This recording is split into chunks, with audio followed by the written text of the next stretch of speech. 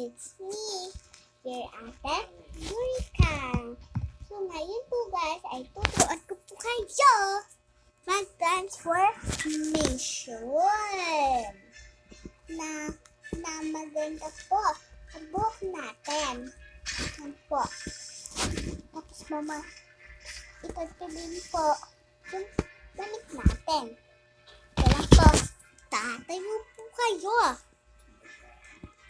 Dahan-dahan yuyuko at ibababa yung camera. Kaya ganyan niyo po yung buhok niyo. Kaya ganyan. Tapos po, ito pong buhok na iaan po sa camera. Katulad po neto. Tapos po, ay ganyan tayo. And boom! Panis! Ang ganda, diba? And yun lang po, naturo ko sa inyo na maayos kung paano mag-transformation. Yun lang po. Bye-bye!